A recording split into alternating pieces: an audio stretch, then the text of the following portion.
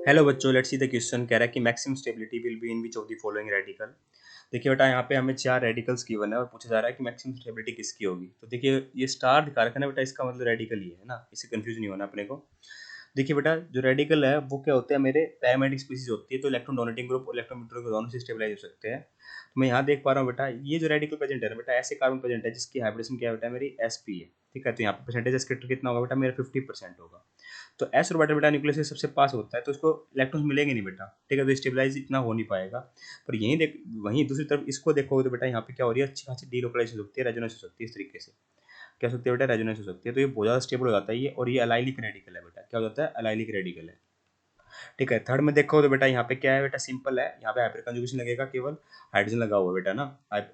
कोई कंजुगेशन वगैरह नहीं हो रही, क्योंकि sp3 हाइब्रिडाइज्ड है।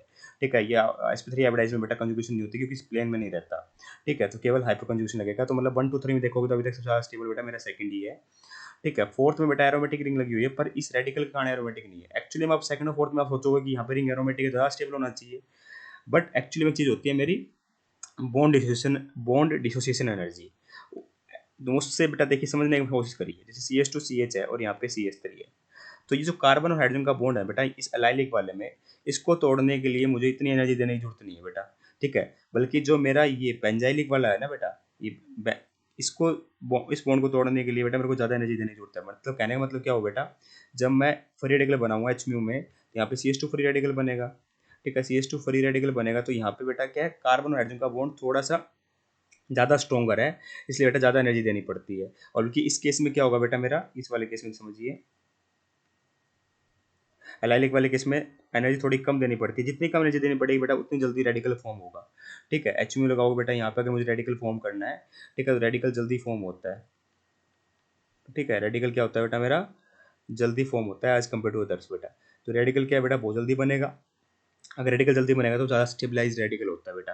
पर इतना ज़्यादा फर्क नहीं दोनों के बीच में, पर ओवरऑल देखा जाता है तो ये देखा पाया गया है कि जो रेडिकल है बेटा, अलाइलिक रेडिकल है, वो ज़्यादा स्टेबल है as compare to benzylic radical. क्योंकि जो कार्बन और हाइड्रोजन का बॉन्ड है बेटा, इन केस ऑफ, मैं आपको एग्जैक्ट डाटा बता सकता हूँ कि जो बेंजाइलिक है बेटा, उस केस में बेटा मेरा अराउंड 372 किलो जूल पर मोल एनर्जी की जरूरत पड़ती है बेटा।